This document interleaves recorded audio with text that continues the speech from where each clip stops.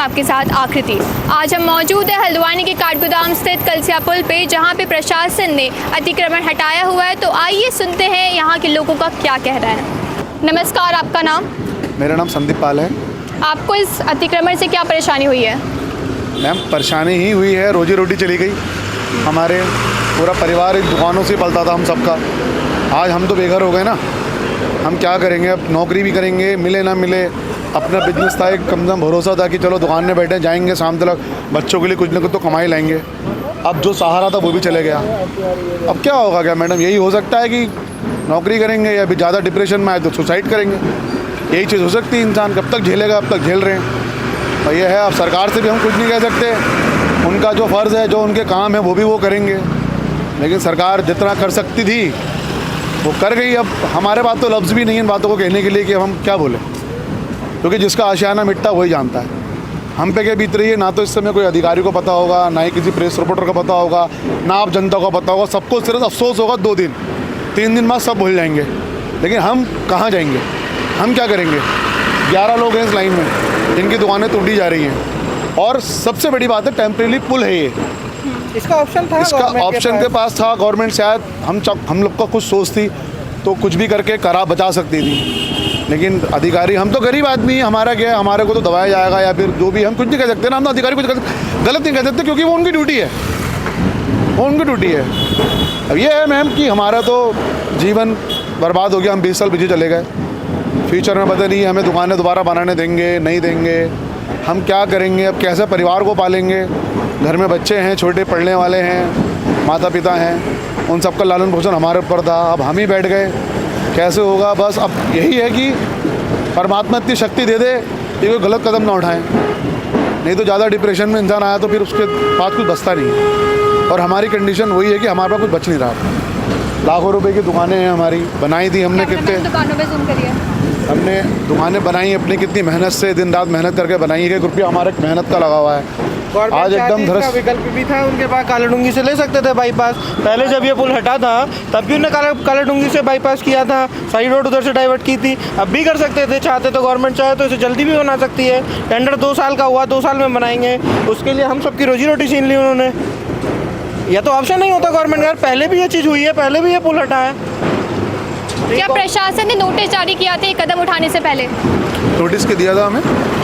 हमारे पास नोटिस 20 फरवरी को आया था और 6 फरवरी को उनसे मिलने का हमारा मीटिंग थी कि आप आके हमसे निगम में आके मिलो, बात करो। हमने अपना प्रस्ताव रखा कि सर ठीक है, हम किसी चीज़ में विरोध में नहीं है। आपका विरोध अभी भी नहीं हम कर रहे हैं। हम अभी भी एक बात कहेंगे कि प्रशासन का जो काम है वो तो करेगा, क्योंकि हम जैसे अपनी दुकान में बैठे अपना काम कर रहे हैं, वैसे वो भी काम कर रहे हैं अपना।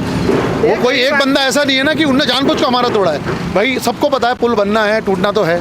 अधिकारी अपना काम कर रहे हैं, हम अपना काम कर रहे हैं। लेकिन इसमें एक विकल्प था कि कहीं ना कहीं कुछ ना कुछ हमारे लिए सोचा भी है उन्होंने। ऐसा नहीं, हमारी दुकानें थोड़ी थोड़ी चारों ने छोड़ी भी है। उनका बहुत आभार है इस चीज़ का। सिटी मिनिस्टर साहब हमारे वाजपेयी जी बहुत अच्छा आदमी है।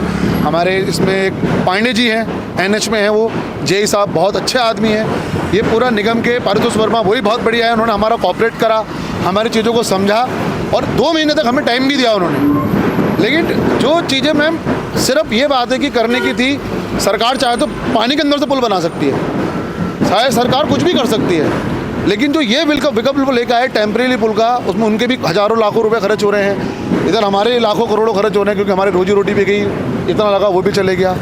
तो एक मेरा खुद का मानना यह है कि कुछ ना कुछ सेकेंडरी रास्ता ज़रूर निकल सकता था, एक बार गवर्नमेंट उस पर अमल करती तो। इससे ज़्यादा मैडम अब क्या बोले, लेकिन दुनिया उजड़ गई सर। अब इतना पता है, अब बचा रही हैं कुछ, क्योंकि इंसान कारोबार से घर बनाता है, कारोबार से ही खाता पीता गाड़ी घोड़ा सब जोड़ता है।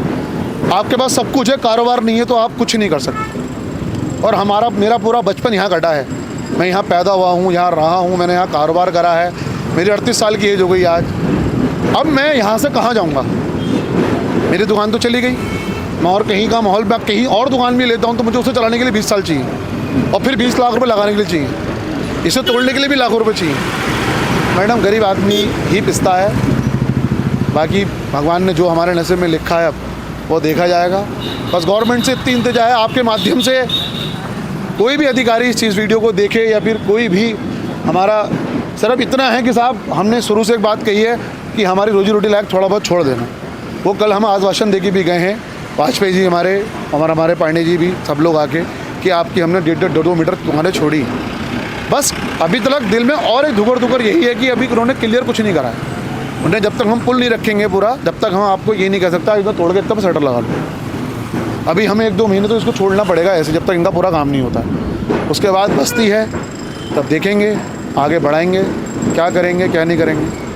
लेकिन मैडम जो भी कुछ हुआ प्रशासन ने करा है, उनका भी अपने राइट सही है, लेकिन प्रशासन थोड़ा हमारे बारे में सोचे कि हम भी परेशान हैं, हमारे ऊपर ही बिजली गिरी है, तो थोड़ा हमें सपोर्ट करें कि इससे हम अपने कारोबार में बैठ तो जाएं। उन्होंने इतना तोड़वाना हमसे कहा है कि हाँ भाई इतना तोड़वा दो, हमने उनकी बात मानी, तोड़वा भी दिया, सब कुछ कर दिया, बस वो आगे को ना आए और पीछे को ना जाएं, ये तो फिर कुछ नहीं बचेगा हमारे पास। नमस्कार, आपका नाम? नमस्कार मैम, मेरा नाम अमजद हुसैन है। तब यहाँ पर ज़रूरी भी था, नहीं पुल बनना है एक, तो यहाँ पर पुल जा रहा है यहाँ से निकल के, तो उसके लिए ज़रूरी भी था। अगर मान लीजिए हम यहाँ पुल बन रहा है, तो अगर मान लीजिए सब अधिकारियों के पास कोई ऑप्शन तो था नहीं यहाँ पर पुल के लिए, अब ऑप्शन नहीं था, तो इसलिए यहाँ पर ही इन्होंने पुल बनाने के लिए सबसे पहले मैंने ही अपना तोड़ा है। इन्होंने मार्किंग की, मैंने तोड़ दिया कि फटाफट ये पुल बढ़ जाए और उसके बाद ये नया पुल का निर्माण होना है, उसके लिए प्रशासन ने ये कार्रवाई की है। तो आपने ये घर खुद से तोड़ा है? जी, खुद से तोड़ा है, बिल्कुल खुद से तोड़ा है। तो प्रशासन से आपकी कोई भी शिकायत नहीं है? नहीं, मुझे तो कोई शिकायत नहीं है। डेवलपमेंट होता है तो कुछ ना कुछ तो होता ही है, नुकसान तो होता ही थोड़ा बहुत, लेकिन यह है कि डेवलपमेंट हो रहा है तो कोई प्रॉब्लम नहीं है, मेरे को तो कोई प्रॉब्लम नहीं है। धन्यवाद। नमस्कार, आपका नाम? नमस्कार, मेरा नाम हर्षित सिंह बेस्ट। आपको प्रशासन से क्या शिकायत है?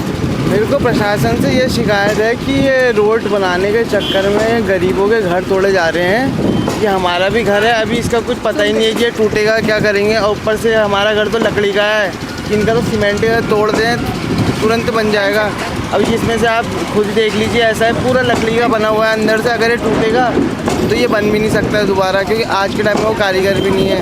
ऊपर से अभी कुछ पता भी नहीं है कि टूटेगा नहीं टूटेगा, और यहाँ हम करीबन 100 मेरे दादाजी के टाइम से रह रहे हैं।